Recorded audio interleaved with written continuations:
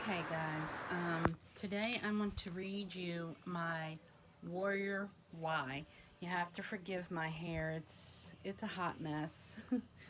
um, I grew up in a pretty typical family where my mom stayed home most of the day and my dad worked.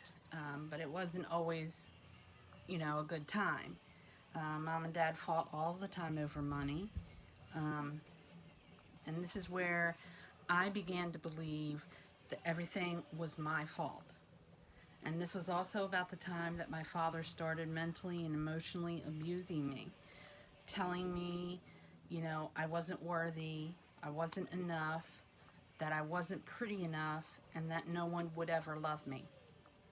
So I had to deal with all that at a very early age.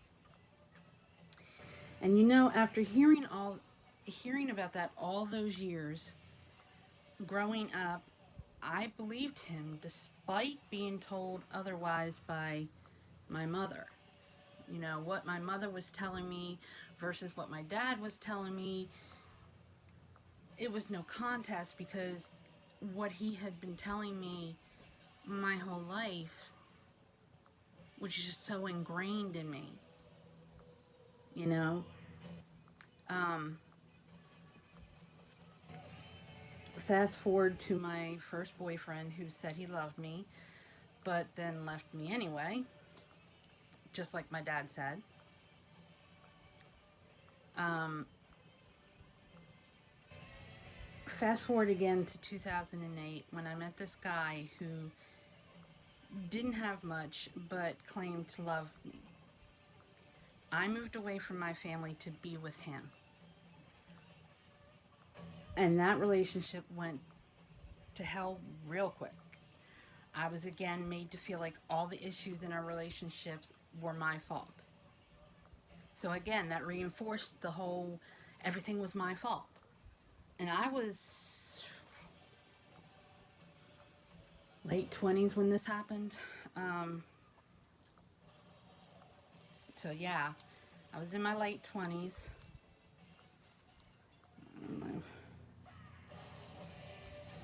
There we go. Okay. Um,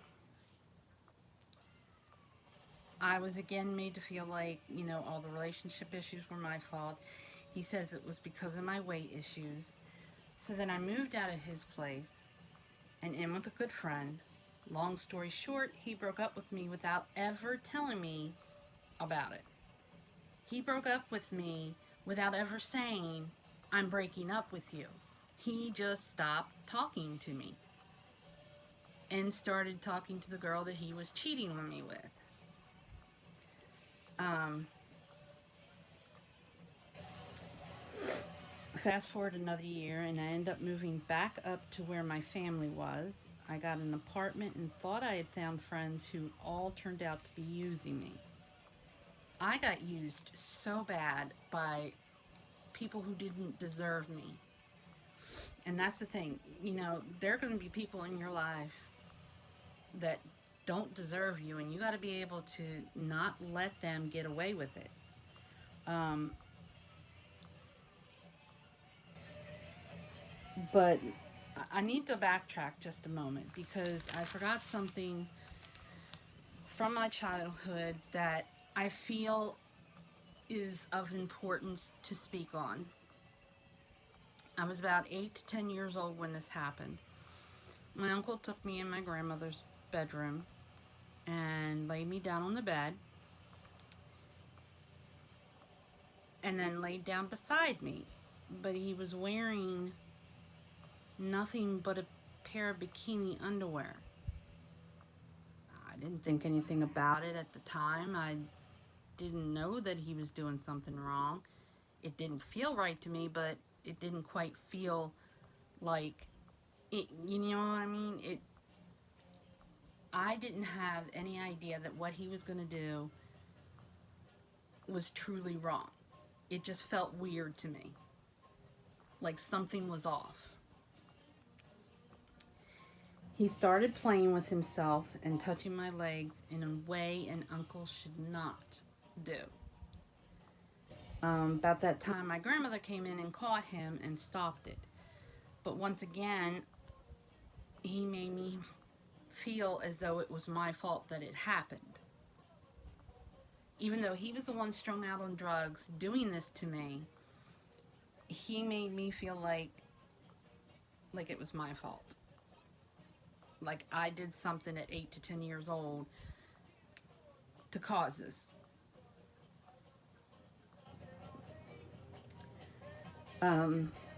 But once again, as I said, I thought I did something wrong.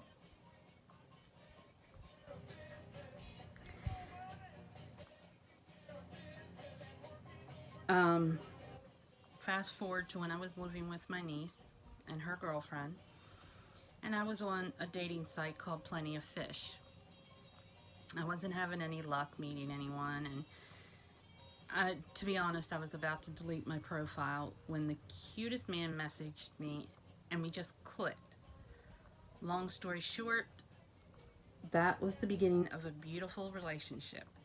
He eventually proposed to me, and this year we have been married 8 years with 9 years together. Then one day I was scrolling through Facebook, and occasionally I popped on to this girl's live who would do her makeup, and she was an absolute spitfire.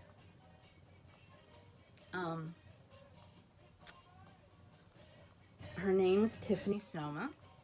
She's my upline. And she was telling her story. And after all the times that I watched her, I felt something kind of shift in me.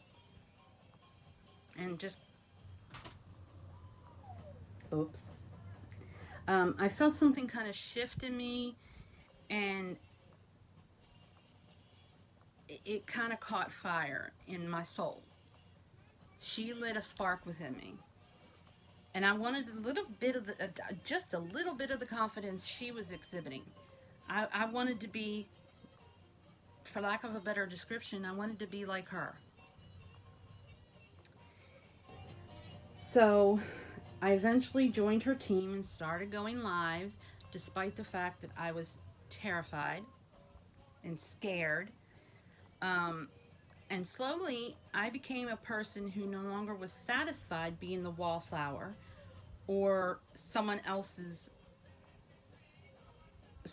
that others walked all over. And now I am way more confident in my abilities, and having someone like Tiffany believe in me helped me believe in myself. I ended up, not 3 months after my initial joining of her team, going to my very first convention for Younique. And ladies, it was a game changer for me. I came away from it more refreshed and on fire. And I may have started off slow, but watch me grow. And I will be black status someday. That's one of my big, hairy, audacious goals is to be black status one day. I'm hoping to make it sooner rather than later, but, you never know. So thank you for listening. God bless.